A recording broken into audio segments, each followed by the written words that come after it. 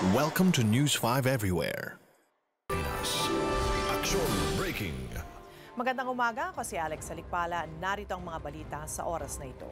Nakatakda raw sugurin ng mga residente ng Sitio Bignay sa Valenzuela ang City Hall ngayong araw. Patungkol ito sa nangyaring demolisyon sa Sitio Bignay noong Huwebes.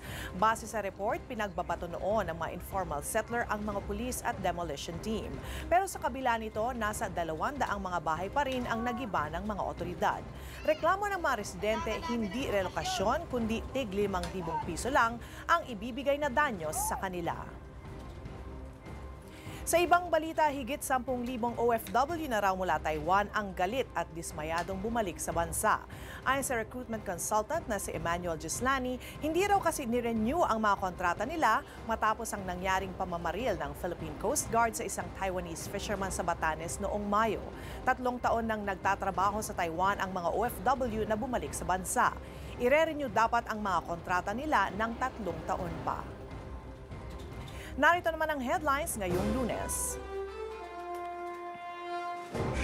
DFA tiniyak na walang Pinoy na nadamay sa pagbagsak ng isang eroplano sa San Francisco Airport sa Amerika kung saan 2 ang patay at halos 200 ang sugatan.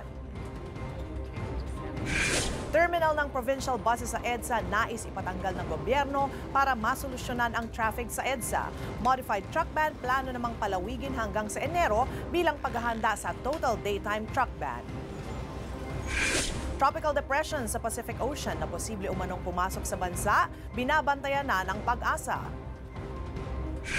Mines and Geosciences Bureau pinayagan ng magbalik operasyon ang Felix Mining sa Padcal Mine sa Benguet. At 4 sa kada 10 Pinoy naniniwalang aasenso pa sila sa buhay base sa pinakahuling survey ng SWS.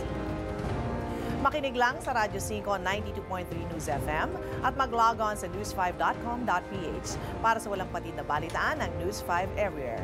Ako si Alex Salikpala, narito na ulit ang Punto Asintado. Higit sa balita, aksyon! Be sure to come back. News 5 Everywhere. Copyright 2013.